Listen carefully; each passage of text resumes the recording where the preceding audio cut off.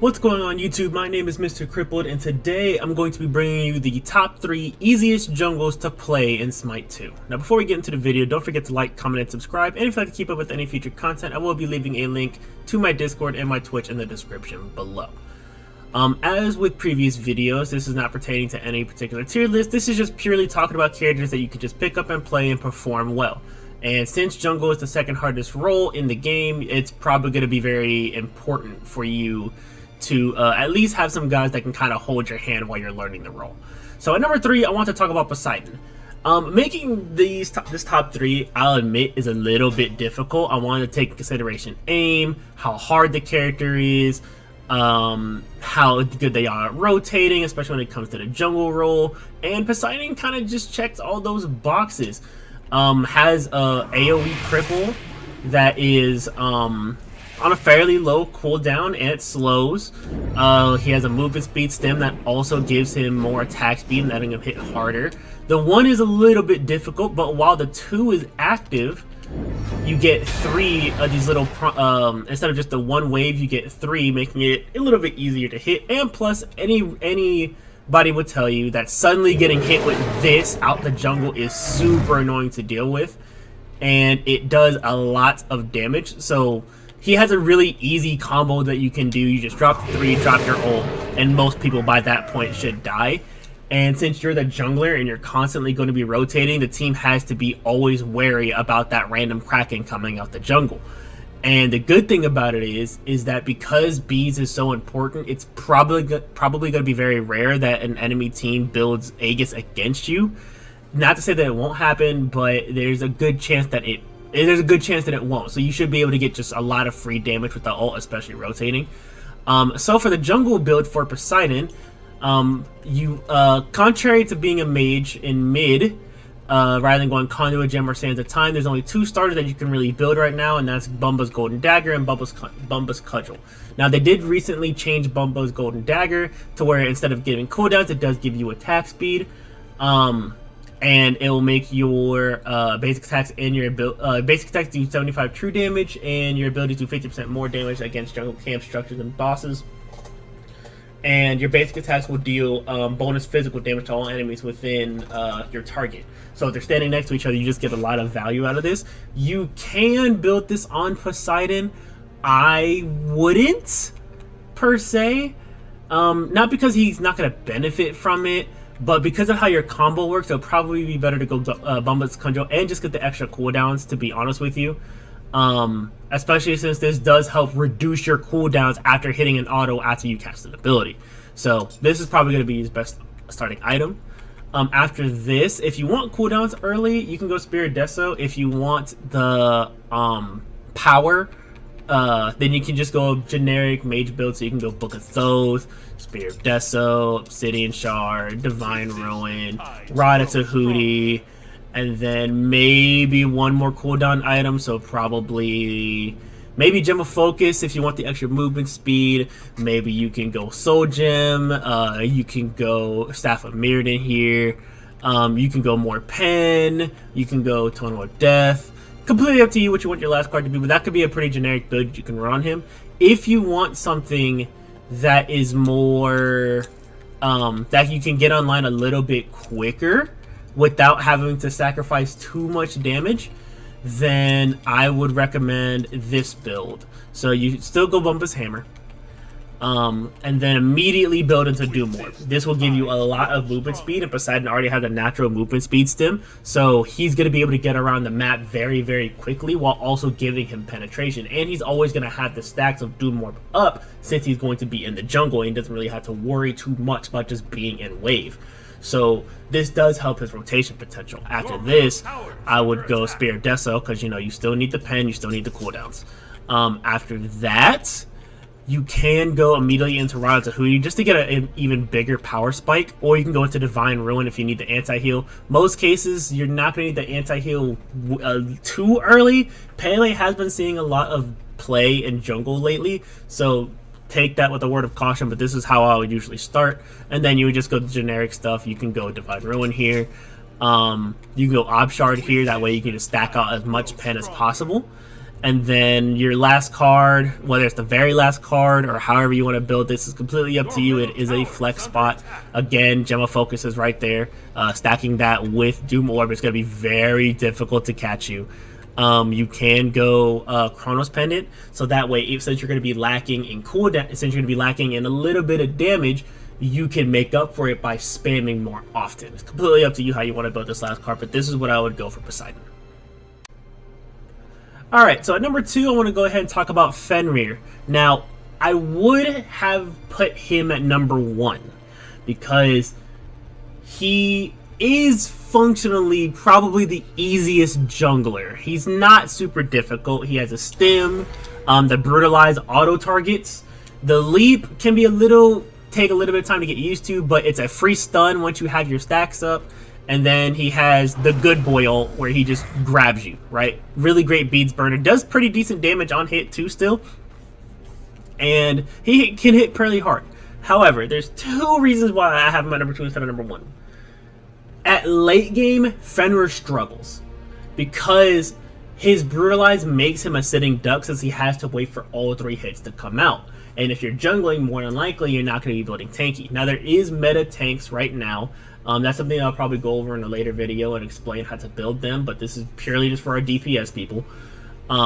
If you're building full damage on Fenrir, more than likely, while you're brutalizing somebody, you're going to get killed. So, it's harder for him to translate into the late game. Also, Fenrir is hard countered by a lot of gods in the game right now that people like to play even in support roles. Heck, even Poseidon at number 3 that we just talked about has a cripple. And if you don't know, both Fenrir's leap and his 3 are considered movement abilities. And cripples stop you from being able to do that. So you essentially take away 75% of this character's kit by just picking somebody. And that includes, who? Ares. Kraken fights really well into Fenrir because he has 2 stuns. And Kraken also has a cripple. Fenrir also struggles against characters who can mask themselves, like Nuwa, who is again another easy god that a lot of people will naturally pick up because her invis makes her non-targetable. Also, she has a stun, so she has to get, even if the invis doesn't work, she can still get you the heck off of her, right? There's a lot of guys that can just play into Fenrir. So even though I think he is functionally the easiest, his matchup chart is still pretty bad. That kind of stops him from being at number 1. Again, I'm going to be giving you a build for this character as well, even if you want to play this character, because personally I still play this character in jungle a lot because he's just a lot of fun. There, I will give you 2 builds. I'm going to give you the ability-based build and his attack speed build. Because the attack speed build, even though it isn't stronger than his ability-based build, it's still strong enough to where you can make it work. Plus, it can translate into a tankier build as well. So, first card, again, you're going to go Bumbus Hammer if you're going to go ability-based. You're immediately going to build it to Hydras. Yun's Revenge is a good card, do not get it twisted. There's just better cards right now than this. So, I wouldn't necessarily build this card anymore in the game's current state. Up next, you want to build Erendite. This gives you power. It still gives you a pretty decent chunk of cooldowns, and the active gives you a burst of movement speed while you deal extra damage to them with the first ability that you hit on them. So since he has a stun, he can just proc that almost immediately and then do brutalize and they're dead early game. So this is a very, very strong start for him. Up next, I would recommend going Crusher, get more cooldowns. I would recommend going Heartseeker. You can go some kind of sustain or anti-sustain. Brawler's Ruin is really good. And normally I would recommend Titan's Bane if you want to get through those tanks a little bit easy. You don't necessarily need it. If you're going to build any kind of lifesteal, get the Reaper and build the Reaper early. If you want to, you can put maybe 1 tank card on here. This is probably going to be universal for junglers as well. If you're going to be jungling, it's probably beneficial to have at least one of your card slots saved for Magai's Cloak, especially on Fenrir.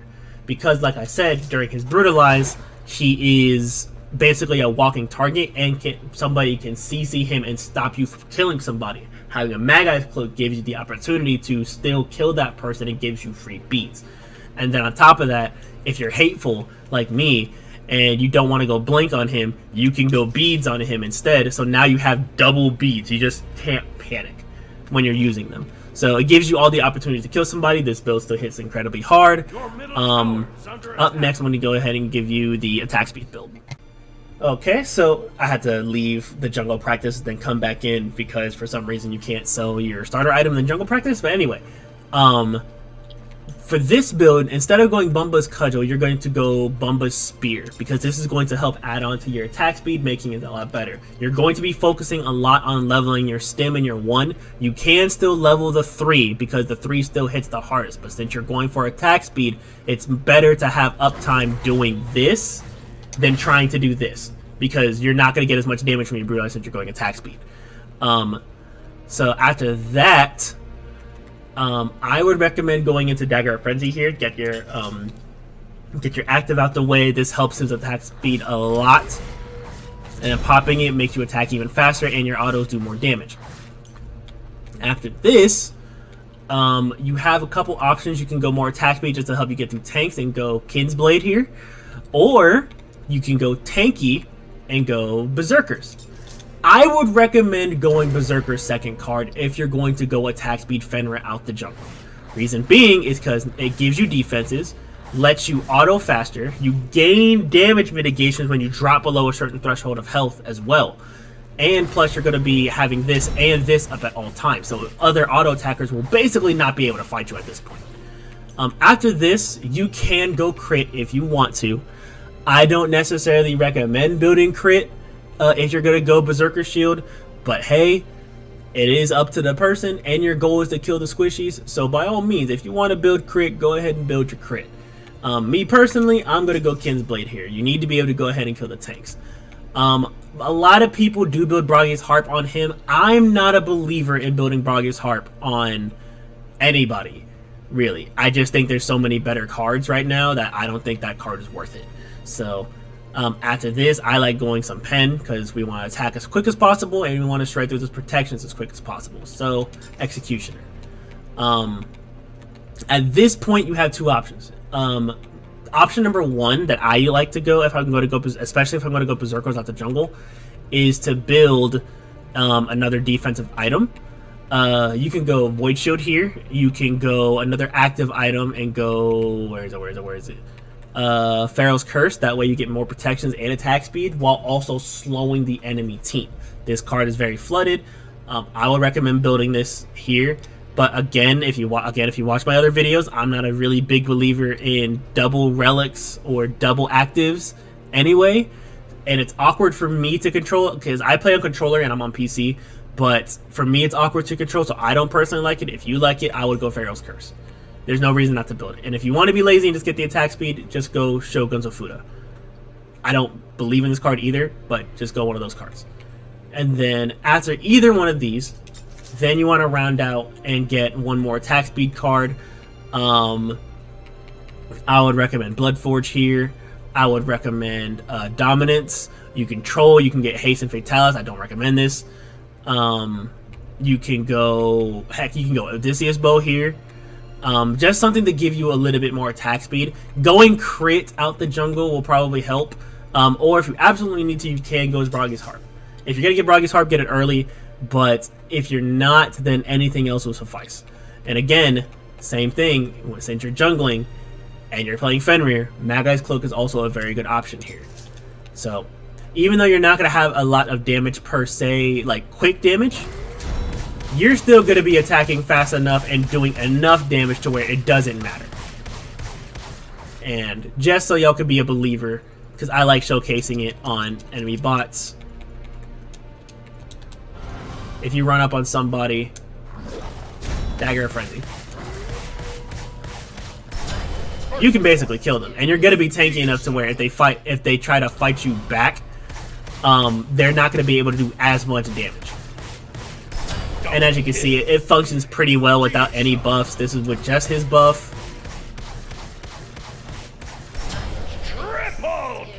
And then again, this is with his buff and Dagger of Frenzy.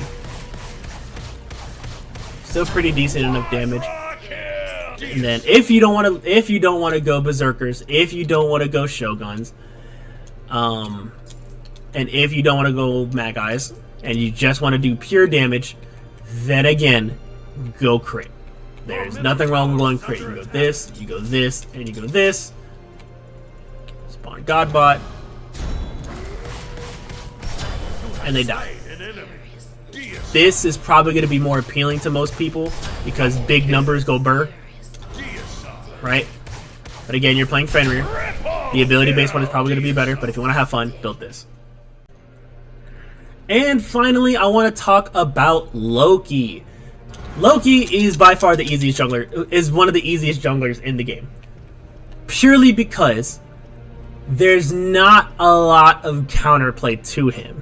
The golden rule, right, when playing against a Loki jungle, or playing against any jungle, or playing the game in general, is to constantly have wards up. But Loki has an invis. So you have to place your wards in, like, semi-awkward spots and places where he wouldn't immediately go invisible. So you can see him. Now, even that, in that being said, he still has an invis. And can sneak up on you at any point. It got so bad to the point in Smite 1 that they had to make the audio cue basically universal so people can know when Loki went invisible. That's how bad it used to be, right? And even though you can still hear it, right, you can hear him going invisible, you're not always going to hear him going invisible because you're going to be fighting, you're going to be clearing and using your own abilities, so you're going to hear different audio cues, and he doesn't even have to go invisible right next to you, because let's just see how far he can go. I'm going to start right here. How far can he go? Can I make it back to the spawn point before I come out of invis? Not only can I make it past the spawn, that's a lot of distance. That is a lot of distance. So if he spaces his invis correctly, he could possibly go invisible outside of your audio cue. So, and he does a lot of damage with just this and this, right? Just those two abilities alone will dang near kill you. The 3 is for fluff. This ability does a lot of damage as well, but the 3 is literally just there for fluff because this slows. You don't really use it for the damage, you use it for the CC. What you want to use for the damage is his 1. Now, you don't level the 1 first, unfortunately. You do level the 3 first because it still does you the most amount of damage out of your kit. However, the invis has bleed procs on it, right? And this crap hurts. It makes it. You've probably been killed a couple of times by it before and didn't realize it, because when you heard Loki, you got hit. Your immediate thought was to jump away because you were low HP, and then you died in midair. It's because his 1 has a bleed on it, and that bleed hurts. Right? Plus, you don't necessarily need to level this too much because you're automatically immune to slows, and this ability comes off a cooldown if you kill somebody. So you can kill somebody, right? You can go invisible, kill, ult, they died, you go invisible again, you run away. All within a span of time that they're not able to react. And he translates well into the late game, which he doesn't have a problem with that, which the Fenrir has that issue. Jesus, I cannot talk. Also, unlike Fenrir, there's not a lot of counter picks to Loki. Loki just is Loki, and not a lot of gods can deal with him. Geb can kind of deal with him. Kabrakan maybe can kind of deal with him. Also, Thanatos can kind of deal with him, but that's one of those things where if Loki hits it, if Thanatos engages on him first, he'll win, but if Loki engages on him first, he wins. Because of how much damage they can do to each other. Now, early game, Thanatos dominates on Loki, because Thanatos is just the best early game god in the game. But Loki later on, you're not going to be able to slow him down. And he can pick off people that a lot of other people can't. And the safety of this ult is absolutely insane. There's so much utility on it, and it's on a fairly low cooldown, so you can use this to engage, you can use it to get out, and if you kill somebody, you just go invisible again and run away. And you don't even need to be invisible for this to work. You just ult somebody, Drop kit. They didn't die. Go invisible. Run away. Loki just has everything kind of handed to him. So if you want to learn jungle, Loki is probably going to be the first person I tell you to play. And for now, his build. I don't want to be teaching future Loki players. But Bumba's Hammer, Hydra's Lament. First 2 cards every time. And then Erendite. After this, it is up to you. If you're hateful, like me, I like going Tekokaji here. Because Tekokaji gives you extra movement speed for every ability that you use. By how much? 2% movement speed, and you get extra cooldown rate for 10 seconds. So, you could just do this and dang near kill somebody. Your abilities all come off cooldown, then you run away. Another card, if you don't want to go this card here, again, this is not normal for me per se, because I don't like building 2 active items, but this card is pretty stupid with conjunction of Erendite, and it is Pendulum Blade. Whopping 60 strength, 15 cooldown rate, and at any point, you can just shave 3 seconds of active cooldown off your abilities, right? So let's say you dump kit, they didn't die, pop this, now I can do it again. And keep in mind, this is all going to be before you pop Erendite, because you want to pop Erendite right when you see them, and then go in. So then you don't have to use both these active items at the same time. They work in tandem with each other. So they didn't die the first time, then you use these abilities then you use the Pendulum Blade to reduce your cooldowns and get out. And then Erendite is purely just to go in. And you don't really have to confuse yourself with the button pushes trying to activate 2 buffs at the same time. After this, you can go... Where is it? I keep forgetting the name. Oathsworn Spear, because this does give you a lot of pen, and since this ability procs and hits a lot, you're going to get a lot of physical protection straight just with your 2 alone. So this is a really good card on him. Heartseeker is also a very strong card on him. And then finally, if you want some sustain with a little bit of damage, I would also recommend Serrated Edge. If you want some extra pen with some cooldown, you can go to Crusher here. If you just want pure pen, you can go Titan's Bane. The last card is completely up to you.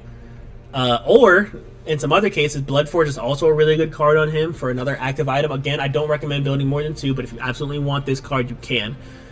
Because this will give you a health shield equal to 100% of your strength. Your middle tower is under attack. So, it's a pretty big health shield, giving Loki an added layer of survivability. So, completely up to you what you want to build here. But that's it for the video. Thank you all for watching. I know this video was a little bit longer than the others, but junglers, again, is a very complicated role, and their builds are very flexible, and everything changes every once in a while, plus how the gods are played. But let me know what you guys think. If you think there's an easier god out there, or if you're waiting for somebody else to come back into the game like Tsukuyomi, just let me know in the comment section. Thank you all for watching, and y'all take care.